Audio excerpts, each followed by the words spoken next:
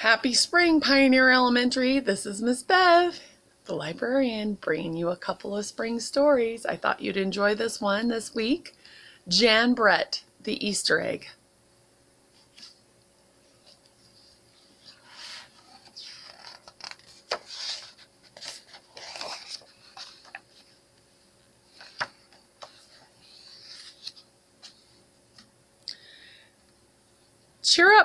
Cheer up, spring is here. Time to start my first ever Easter egg, Hoppy said. Each year, the bunny who decorated the winning egg got to help the Easter rabbit hide the eggs on Easter morning.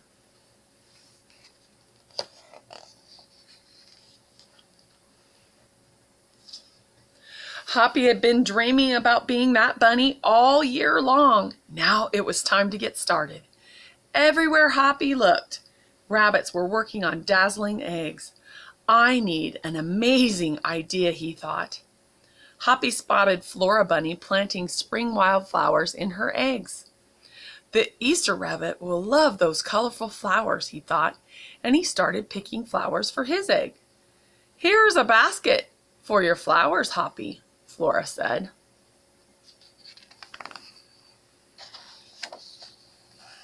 Chop, chop, scrape, scrape, Hoppy spied Buster Birch carving a magnificent wooden egg. I wish I had some wood for my egg, he wished out loud. Here you go, Hoppy, Buster Birch said, and he put a smooth, round piece of wood in Hoppy's basket. Thank you, Buster, Hoppy said.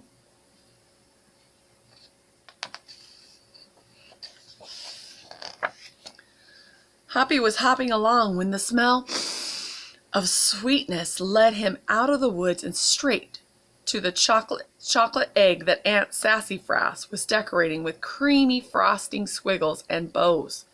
Oh, how I loved those when I was a kid. They're so pretty. Hello, Hoppy, she said, and she put some chocolate squares in his basket. Hippity hop, Hoppy exclaimed. I'll make the Easter rabbit, a chocolate egg so sweet it will make his whiskers tingle. Then Hoppy saw Granny Irene decorating one of her fabulous story eggs.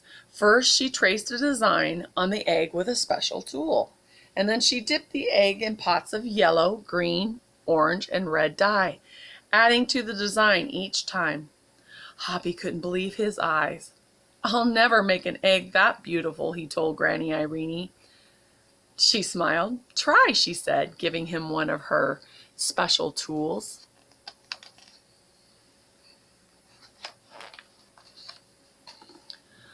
Hoppy was hopping along by Hans Vanderrabbit's garden when he spotted an extraordinary egg.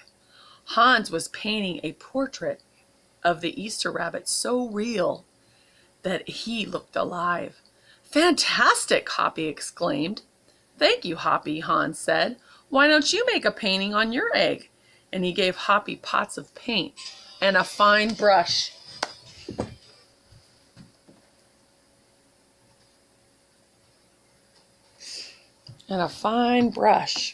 Sorry about that, you guys. I was getting a phone call. Hoppy bounced along. A loud boing nearly knocked him off his feet. It was whirling, twirling, mechanical egg. Whoa, Hoppy said. That's an unusual egg. Would you like to make one? Roberto asked. Hoppy tried hard, but the harder he tried, the more parts and pieces piled up around him. Thank you, Roberto, he sighed, but I think I'd better make the egg that is right for me. Hoppy hopped back into the woods and lay down under a tall tree to think. Making a beautiful egg is harder than I imagined, he thought. I guess I don't have to win. I just want to make an egg that I am proud of.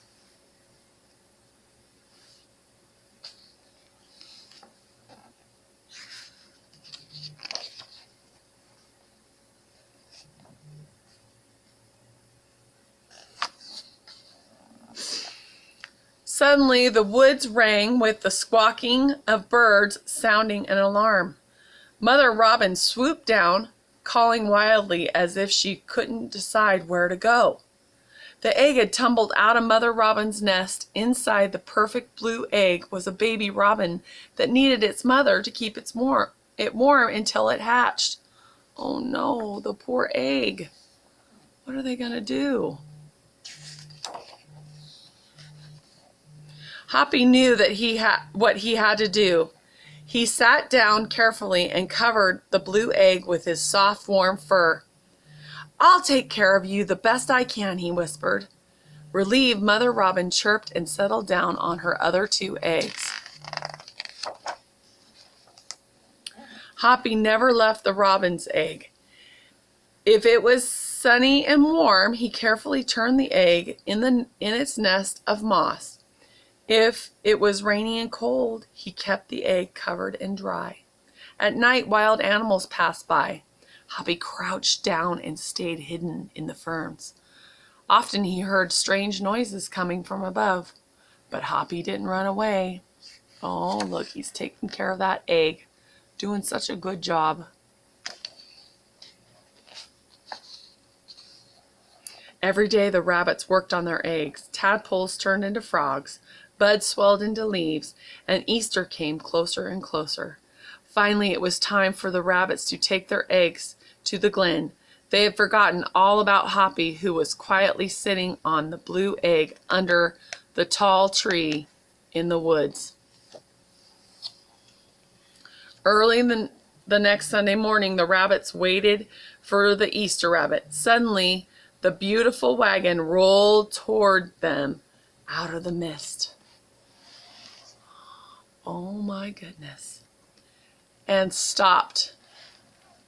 The Easter Bunny stepped down from the wagon and admired the decorated eggs, one by one. "You have brought me the most beautiful eggs in the world, but a very special one is not here," he told them. The rabbits were puzzled. Whose egg could it be?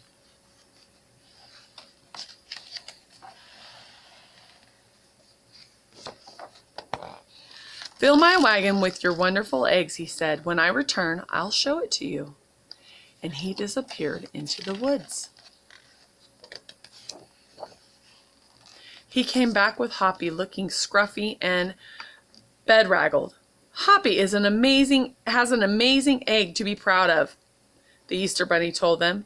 "He has kept Mother Robin's egg warm and safe until her baby bird hatched and she could take care of it." The Easter rabbit placed the empty blue shell in the place of honor atop the wagon. Now they were ready to go. The rabbits cheered for the egg that had surprised them all. "It's our best Easter ever, Hoppy," shouted. They shouted. Then the brave little bunny and the Easter rabbit rode off together to hide eggs for the girls and the boys to find on Easter morning. That was a nice story, wasn't it, boys and girls? The Easter egg. I have one more story for you. It's Not Easy Being a Bunny, by Marilyn Sadler and illustrated by Roger Bolin. PJ Funny Bunny was very sad. He did not like being a bunny. Poor bunny.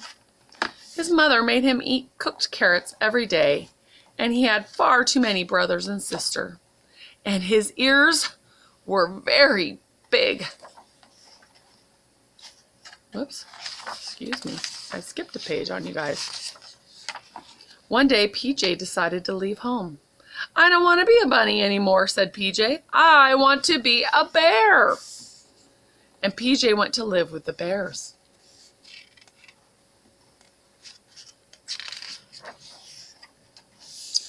But when the bears went to sleep for the winter, PJ could not sleep at all.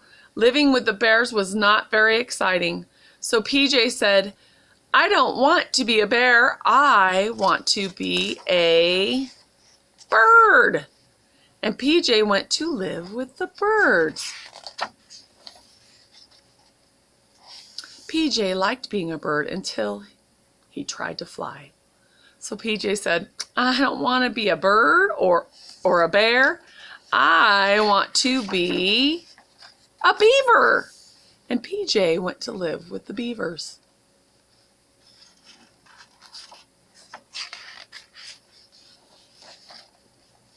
The beavers like to work very hard. PJ did not like to work at all. So PJ said, I don't want to be a bear or a bird or a beaver. I want to be a pig. And PJ went to live with the pigs. He looks happy, doesn't he? But the only thing the pigs liked to do was sit in the mud. So PJ said, I don't want to be a bear or a bird or a beaver or a pig. I want to be a moose. And PJ went to live with the moose. Mook! But PJ could not make good moose calls. He sounded like a cow, kind of moo. So PJ said, I don't want to be a bear or a bird or a beaver or a pig or a moose. I want to be a possum. And PJ went to live with the possums. The possum likes to hang upside down, but hanging upside down gave PJ a headache. So PJ said, I don't want to be a bear or a bird or a beaver or a pig or a moose or a possum. I want to be a skunk. And PJ went to live with the skunks. I don't know if that's a good choice, PJ. What do you guys think? It did not take very long for PJ to find out that he did not like living with the skunks. So PJ said, I don't want to be a bear or a bird or a beaver or a pig or a moose or a possum, or most of all, a skunk. What I really want to be is a bunny. So PJ hurried home. The funny bunnies were very happy to see him. PJ was very happy to see them. That night, PJ ate all of his cooked carrots and he played with every one of his brothers and sisters. He was so happy to be a bunny again, he did not care that his ears were very big. At least everyone can see that I am a bunny, PJ said, and not a bear or a bird or a beaver or a pig or a moose or a possum or a skunk. The end. It's not easy being a bunny. Hope you guys have a great spring, and I'll see you next time. Thank you.